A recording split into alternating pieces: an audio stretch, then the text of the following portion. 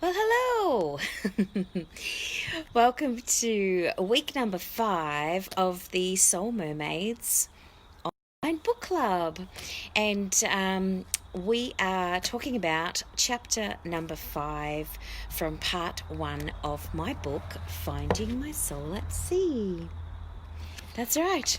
So, if you've been joining me on the other videos over the last 5 weeks, I welcome you back.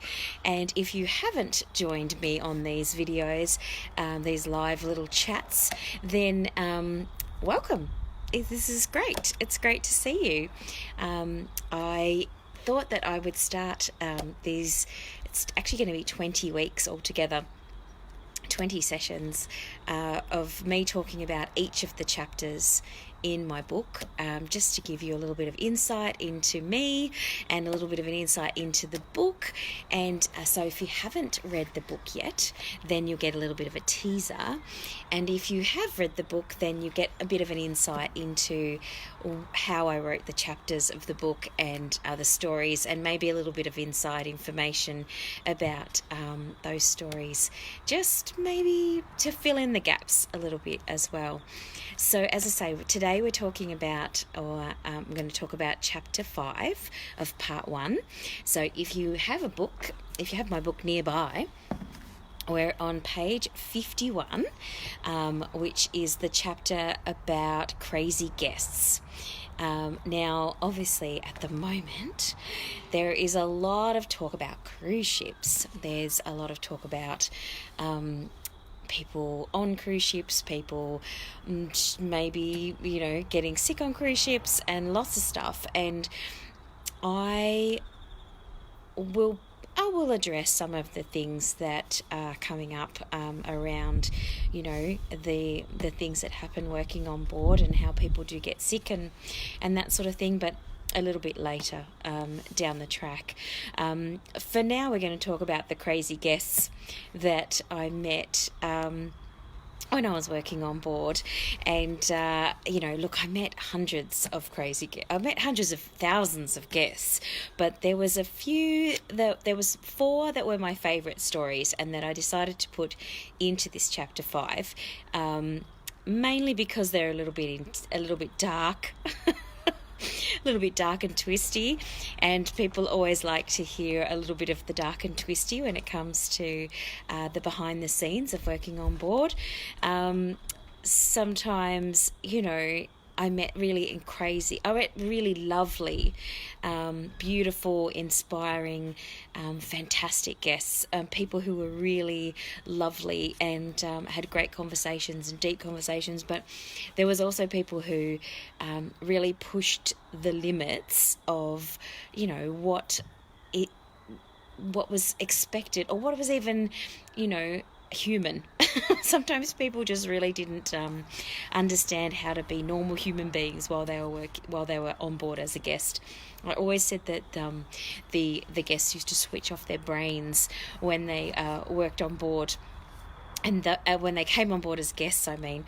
So if you've worked on board a ship, and some of you who are watching right now have worked on board, so you know what I mean, that these people will sometimes just ask stupid questions and they'll do stupid things just because they're on holiday. And sometimes I used to wonder if they did those sorts of things when they were at home, and they were just crazy all the time, or if they actually just did it because they were on holiday, and you get kind of holiday brain, and you don't, you just don't know what you're doing. Plus, being in a cruise ship, working on a cruise ship, and being on a cruise ship as a guest, I would say is probably one of the strangest environments that you can be in, because it is, as I said before, like a floating city. And so everything is there that you could possibly need, except for space. There's not a lot of space for people, and there are quite a few people in that small space. But it's a strange space to be in. So I understand why people get confused. I understand why people might get a bit lost, particularly in the first couple of days when they're working on board. But there is use for when you get to day number 7 and you still don't know where the dining room is. That is annoying. So, and really, like, how hard is it to look at a map, for goodness sake? So, the four of my favourite stories that I put into the book in chapter 5. First one is called Debarkation, Debacles, which is basically all of the crazy things that happen when people are trying to get off the ship. And there's a lot of crazy things, and I'll go back to that in a minute. The second story is called Miranda is the Devil. And this was an interesting story because this particular group leader was particularly difficult, and so I tell the story of Miranda. The third story is called Get Me the Fuck Off the Ship, which was one particular cruise that sticks in my memory, and there's probably a few people who are watching this video who were actually on this ship when this happened, and it was a charter cruise with a group that was based out of San Juan, and we went to the Caribbean islands with a group of 3,000 people who were all from the one group. So they were a big group, and they chartered the whole ship for the week, and so they had their own entertainers, they had their own theme nights, so the entertainment staff really didn't do a lot that week. And so that is the third story, so I'll talk a little bit about that in a minute. And then the fourth story in this chapter is the top 10 stupidest questions that the cruise director would do at the end of each cruise. Just a little fun and games, but he would make fun of it, and he would say, not everybody asks these questions, but you'd be surprised how many people ask these stupid questions over the course of a cruise. It's pretty crazy. And the other, the final story is called How to Deal with Difficult Guests, which, really there was of lessons that I learnt from, working on board. And I have to say that, dealing with people who are difficult is something that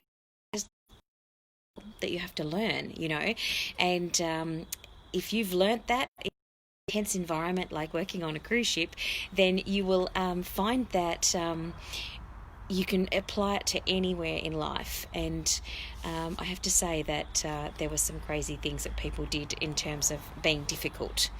So I'm going to share with you,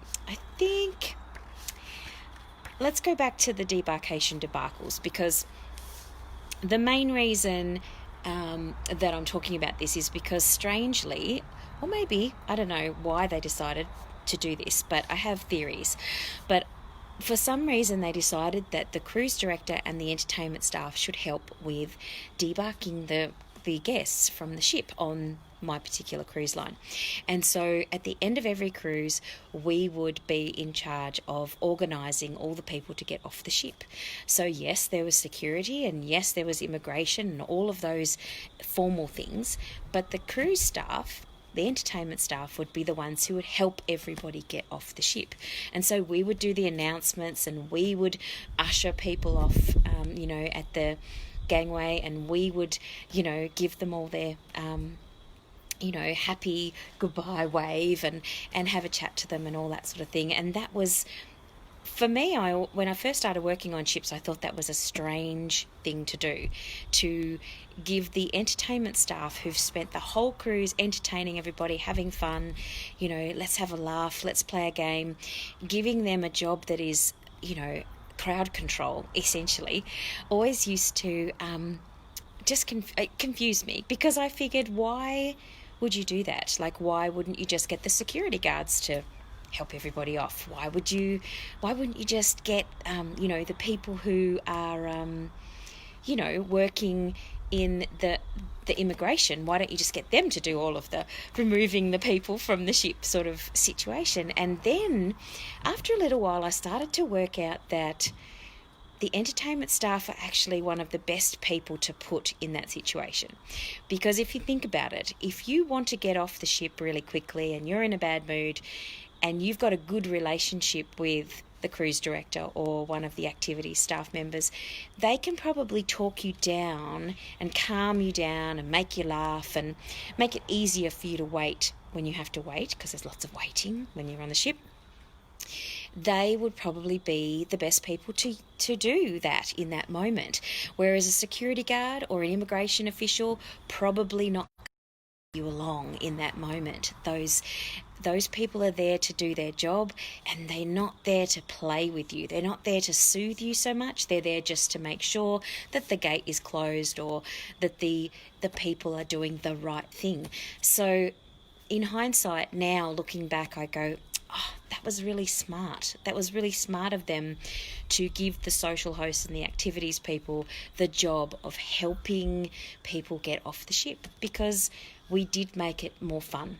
We did make it more pleasant for people to actually enjoy themselves as they made their way off the ship. It's not easy to get 3,500 people off a cruise ship in the space of, 3 hours. That's a lot of people to move.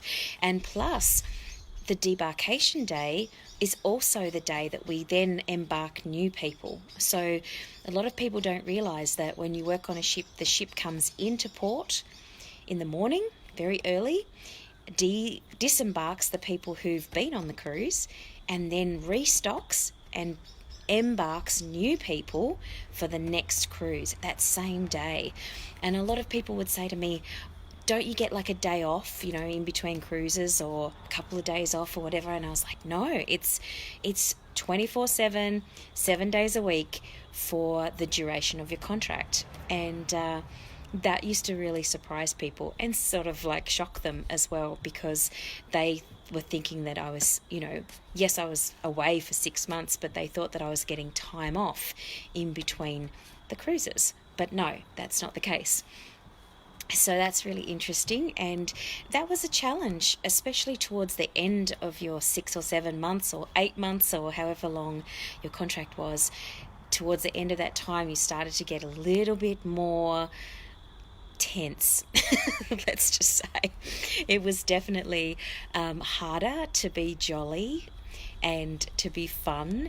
And as much as people would say, oh, you have a really easy job, playing games with the guests and, running around and being silly, that's easy. That's not a hard job. But if you think about if you have to be funny all the time, if you have to be up and positive and really, really happy all the time, that's tiring. That takes a lot of energy to do. And particularly if people are not happy about what they're doing in that moment, as I say, that's not an easy job to do. But people, although there were some people who were, rude, and people who would swear at you as we were trying to get them to move off the ship in a orderly manner. There were also people who were funny and happy and very lovely. But the ones that I liked to talk about are the ones who do the silly things, like the number of times that we saw people who had just got a towel on. That's all they had, like a towel from the bathroom, and that was all they had to leave the ship, because the night before we came into port, we would tell people that they need to put all their clothes into their suitcases, all their stuff, pack it all up, and put your suitcase outside your door before you go to bed. And then in the morning, you can go and get off the ship. But some people would forget to leave out some clothes to wear in the morning. So they would pack all their suitcase up really quickly before they went to sleep and put the bag outside. And then the bags would be taken away by the cabin stewards all the way down to the deck to get disembarked. And the people would wake up in the morning and not have any clothes to wear. So there was a lot of times where people would actually walk off the ship with a towel wrapped around their waist, and that was all that they had to wear on that morning. So that was always really funny. Or they'd forget their shoes, or they'd forget something. They'd always forget something, and so there would be people walking off like, you know, not fully dressed, and, you know, with one shoe or whatever because they'd packed half of their clothing, which was really funny. The other thing that was funny was, you know, there'd be people who didn't know what was going on at all. You know, they'd be sort of wandering around the ship going, what's happening now? I don't know what's happening. And we would have to, you know, direct them to where they needed to sit, or where they needed to stand, or where they needed to walk. And the other thing that I always found really fascinating about people on a cruise ship is if there was a line, people would join the line, whether they knew what the line was for or not. And that always used to really make me laugh, because the line could be to get off the ship, it could be to eat food, it could be to ask a question at the purser's information desk, it could be any. But for some reason people would go, oh, there's a line, I better join that line. And that always used to make me laugh, because they'd get to me and I would say, okay, so you ready to get off the ship? And they would be like, no, I just wanted to go to the bathroom, or no, thought this was the breakfast line. And I was always like, did you not think to ask the people around you like what they were doing in that line? Like why do you just join a line for no reason, no good reason? It's just always used to make me laugh when people did that. So yes, that sort of thing used to drive me crazy. The top 10 stupidest questions is probably one of the most famous. Like, if you've ever cruised before, you've probably heard this list of, you know, the top 10 stupidest questions. And they usually they range from, you know, do these elevators go to the front of the ship? You know, yeah. I'd say yes, and then I would leave them. I'd just put them in the elevator and I'd walk away. Because really, like, this is a cruise ship, not a spaceship. It's just nuts. You know, people would ask, what time is the midnight buffet? I don't know, like around 12 o'clock, like ish. You know, can you, one lady, this was actually true. I really did have someone ask me this question. We had these little maps that people used to get to help you know where you are when you're walking around the ship. And it was like a little fold-out map. And this lady said to me one day, she came up to me and she said, can you give me a map with a "you are here" dot on it so that I know where I am all the time? And I really had to stop myself from laughing at her, because at the time we didn't have iPads, we didn't have, you know, mobile phones that actually, you know, did have a GPS type tracker thing on them. We had just a piece of paper that you unfolded so that you could work out where you are on the ship. And that just really made me laugh. I thought that was a fantastic question. The other thing that is really cool is like questions like, do these stairs go up or down? Depends which direction you're facing, I guess. That's a true question. I have had someone ask me that. You know, what else? Tell me where the dining room is, and you're standing in the dining room. One that was really cool was there was a situation where someone asked if they stood in line, like I said about the whole standing in line thing. They stood in line for ages, got to the front of the line and said, is this the information desk? And the person said, yes, this is the information desk. And they said, great. And then they went to the back of the line to line up again to ask their question. And I mean, what sort of craziness is that? That's just insane. So yeah, and even questions that seem to be sensible can turn into crazy and silly questions. Like a couple of ladies actually asked me this once. They said, is it salt water in the pool on board? And the answer to the question is yes. I said, yes, there is salt water in the pool. And so that's actually a sensible question. Like, most people don't know that they pump the water in from the ocean, and then people swim in it, and then they pump it out again so that it's fresh for the next day. But so it's not chlorinated, which is interesting. But so that's not a dumb question. But then the lady turned to her friend and she said, "Oh, that's why it's so rough in the pool, Marge." And I just thought, really? Like, seriously? We're on a rocking ship, lady. Like, that's funny. That was hilarious. So, yes, so there were some pretty funny questions that people asked, not just me, but other people, and that always made me laugh. So, yeah, and one of my other favourite situations, I guess, that happened was